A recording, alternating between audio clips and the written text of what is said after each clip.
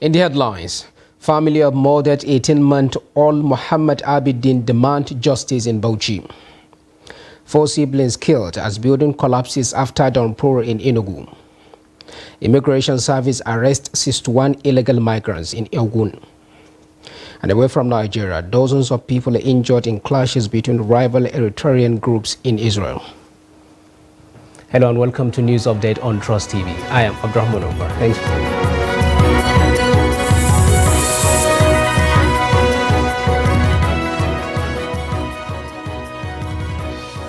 Now, a pan-northern group, Ariwa Kayanka movement, has called on youth of northern Nigeria to change their mindset towards developing the region. The group is also coordinated by a famous political singer popularly known as Rarara. The group is also targeting social media influencers in order to foster unity and promote agriculture, healthcare delivery, education, trade and investment, as well as unity of purpose among northern population. Abdullahi Ahmadi completes the report. The organizers also want residents of the insecurity-prone communities to have a rethink and come up with immediate measures to end insecurity by providing adequate intelligence report to security operatives. The group said this can be achieved through proper engagement of social media influencers from the local governments affected by insecurity. We invited people from across the 34 local government areas of Katsina State to participate in this program. But as you can see, due to insecurity, only few are in attendance. There's no power of security operatives that can change our situation. It is us, as residents, that can bring our insecurity to an end, and we are determined to do it. He highlighted the need for northerners to reclaim their space in the scheme of things, especially by focusing attention on issues that will rejuvenate various sectors of the economy. Other speakers dwelt extensively on the relevance of social media in fine-tuning and shaping the northern society towards development. The region, which is endowed with both human and natural resources, is lagging behind due to some factors that, if residents work hard, can change the narrative. The youth and the general people of the north to come back to their senses, to realize the importance of joining hands with the government in ensuring that the insecurity that has been developing in the north is actually combated. This, we understand, could be easily done using our teaming youth that are very, very good and very kind of focused in terms of utilization of the powers of the social media. We don't have any country than Nigeria. This is our country. We have to sit down and see our problem and solve it within ourselves. Our president of the 13 Musician Forum is the one who insists that we should go to the poor people, to the masses, local government by local government, state by state, for the security awareness, for everyone to know where you will stand before you protect yourself. That's as a very for 30, you must have to involve yourself. Many Katsina residents are saying the move, if sustained, will go a long way in boosting the economic status and checking the incessant security challenges confronting Katsina State in particular and northern Nigeria in general. Abdullahi Ahmadi, Trust. Now, the family of murdered 18-month-old Muhammad Abidin are calling on the government to deliver justice while performing burial rites for the slain toddler. The decomposing body of the toddler was exhumed at his school, where his mother is a student. Adamu Imam tells us more. The school is situated close to Games Village, a few meters away from the community where this young Abidin got missing and later found dead inside a sockaway after 8 days. Al-Qasim Said, the father of the toddler Muhammad Abidin, while lamenting the death of his son by miscreants, says only God can salvage them from eternal damnation. When I received the news, I was shocked because I never thought my son will not be back alive. When he got missing for a whole week, I was called and went there only to discover his mutilated dead body. Some of the residents in the area said all hands must be on deck to checkmate insecurity in the area, while the government should vet private schools operating in the state. Honestly, the government is doing well in some areas, but there are things that need special attention, particularly those promises they made to the people. This school is supposed to be fenced all round because no school can match their population in this area. After closing, you wouldn't know if they are coming from school or not. You only see those coming through the main road. I think effort should be put into arresting the situation. Now we are inside the school premises, but not even local security is here to safeguard the school despite the number of people coming as students. It seems we are not ready at all to remedy our plight, because if societal problems are everybody's business, then we should do more to save our children. This insecurity and this inhumanity. I think there is need for government to be able to provide security around the school premises. If you look at what's happening in that place, there's no any security or watchman or gateman there. It's only the premises, these blocks of classrooms, and there's no fencing, nothing at all. So this has given the man on the wall to come to such places. Upon receiving the news, the state governor, Bala Mohammed, and commissioner of police visited the immediate family at Gidan Bari within the metropolis.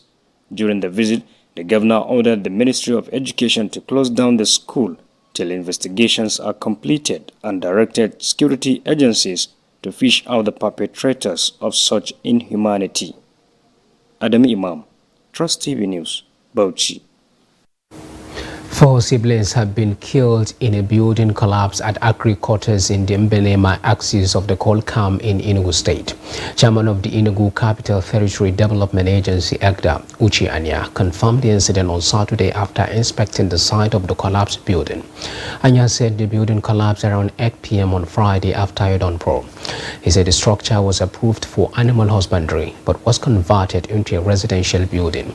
Anya further disclosed that the building had 44 rooms with about 200 residents, adding that the structure was not fit for housing. The chairman said the agency will continue to sensitize the public on the need to live in a more conducive environment to avoid disaster. He said the compliance unit of the agency will ensure that structures erected by landlords and contractors adhere strictly to the state approval plan. The EGDA also gave immediate quick notice to residents of the building and 4 other buildings close to the scene of the incident. The Ogun State Command of the Nigeria Immigration Service has intercepted 61 illegal migrants, including 60 Cameroonians and 1 Burkinabe, from 2 locations in the Bafo and Shagamu areas of the state. The command, in an interview by the State Comptroller of the Immigration Service, Olufomilayo Olaebesi, added that 51 others believed to be accomplices from Nigeria were also arrested. Parading the suspects at the command's office along the Presidential Boulevard in the state capital, Olaebesi said the suspects were without travel documents. She stated that the illegal migrants remain a threat to national security and will be repatriated back to their countries of origin after due consultations with their countries. And the police of Rivers State, South Nigeria, say they will investigate some officers who allegedly assaulted a traveler in the state. A human rights activist, Harrison Gomnishu, had petitioned the Nigerian police force via his X handle on Friday over alleged assault of a traveler by some unidentified police officers in the state. Gomnishu said the traveler, simply identified as Jennifer, was allegedly beaten by the officers who were on stop and search operation around Ada George, Port Harcourt on Thursday. The activists uploaded a video clip on the incident. In the 1 minute 3 seconds clip, which has now gone viral, a woman is heard shouting at some armed officers along a highway, accusing them of inflicting injury on her sister. The clip showed at least 4 armed officers at the scene of the incident. Responding, the police of Rivers State, where their official ex-handle on Saturday said their attention had been drawn to the viral clip of the officers accused of assaulting the lady. The command said all hands are on deck to identify the police officers in the trending video for proper investigation. Now, in the meantime, National Chairman All Progressives Congress APC Abdullahi Omar Ganduje has tasked the citizens of Kogi State to give the party nothing less than 99% support and victory votes in the state's forthcoming November 11 governorship election. Ganduje gave the charge on Saturday while addressing party members and supporters at the official inauguration of the party's national and state campaign councils for the November 11 governorship election. The national chairman said that Kogi is a traditional APC state and so believed that people will come all out to cast their votes solely for the APC entrenchment of good governance. He said they are expecting nothing less than 99% victory votes from the people of Kogi in this forthcoming November 11 governorship election. Also speaking after the inauguration, the chairman of the campaign council, Governor Dapo Abiodun of Ogun State, assured party supporters of their determination to work in unity for the victory of the party's candidate in the election, Usman Ahmed Ododo. The Nigerian Navy says it has handed over 4 men suspected of oil theft operation to the Lagos command of the Nigerian police. The commander of NNSB cropped Lagos Commodore Kolowale Oguntoga disclosed it while briefing journalists in Lagos. Commodore Oguntoga, while addressing the press on Friday at the Lagos State Command, said the Nigerian Navy stationed at FOB Lekki foiled an attempted oil theft operation on the waterways near Itolu Community, Lekki, on Wednesday, 29 August, when local youths reported gunshots in the community. Oguntoga stated that upon receiving a distress call from the Itolu community, its patrol teams immediately launched a response operation, which led to the arrest of 4 men dressed in black polo with Tan Tita written on it. These men were trying to forcefully collect an outboard engine, 300 horsepower outboard engine, from a local. In fact, they were screaming, thief, thief, thief, when the men got there. They were able to apprehend them and retrieve the engine. It was after this arrest, the men now realized that these 4 individuals are a part of a group escorting a wooden boat with 2 fiber boats. He assured law-abiding citizens, particularly those in coastal communities, that security agencies will not relent in their effort towards making sure the environment is conducive for them to go about their legitimate businesses. Sophisticated bulletproof platforms that were handed over to the police. The chief of the naval staff came to commission this boat. It's because of the synergy, and these boats have been coming to our dockyard for maintenance. And there we share information, we share intelligence. So we are working together. And the leadership will continue to sustain this synergy and will take it to greater heights for other states to learn. Thank you. The Lagos Commissioner of Police, Idowu Owohunwa, while receiving the suspects and exhibits, assured of working with the Navy to clear the waterways of crimes and criminality. And that is a clear statement to the criminals that as far as Lagos State internal security space is concerned, they have in us a very strong united force to respond and commonly deal with any group, network, individuals that might wish to test our common will. The will remains strong. The synergy remains strong. He thanked Oguntoga for the confidence and the operational breakthrough that has been recorded under his command and assured that the 2 agencies will work together to keep Lagosians safe. A former secretary in the Ministry of Foreign Affairs, Mohammed Bello Al-Adam, died on Saturday in India after a brief illness. Announcing his passing, the family of the deceased said arrangements for the funeral rites will be communicated after the arrival of his body to Nigeria. Al-Adam, who hailed from Kano State, had taught at the Kano Judicial School, Shahuji, before his diplomatic service in the Ministry of Foreign Affairs between 1984 and 1985. He later joined the banking sector before retiring into industrial liberalization and politics. Aladam, who was recognized for his philanthropy, was also a Kano State gubernatorial aspirant under the defunct UNCP in 1998. He was a member of the APP, ANPP, CPC, and the ruling All Progressives Congress APC, where he was a member of the Stakeholders Relations for Tinubu Shetima Presidential Campaign Council in the 2023 presidential election. He was survived with a wife and children. May soul rest in peace. Now you're watching the news update on Trust TV. Coming up after the break, we take a look at Is Bail Really Free? Details of this and more after the break. Please do stay with us.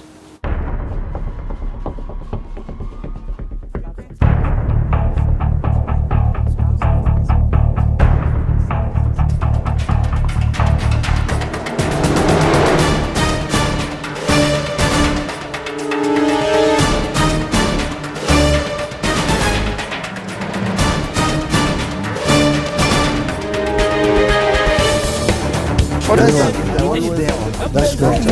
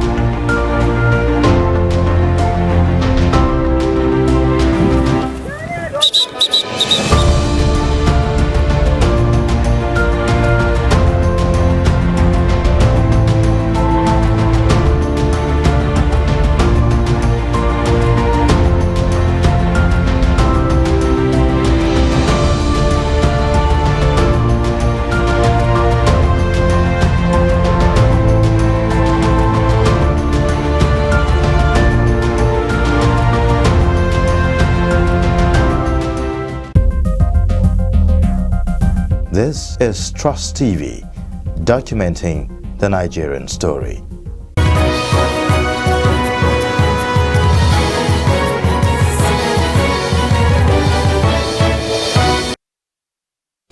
Welcome back, and in case if you are just joining us, this is the news update on Trust TV, and here is a recap of some of our top stories.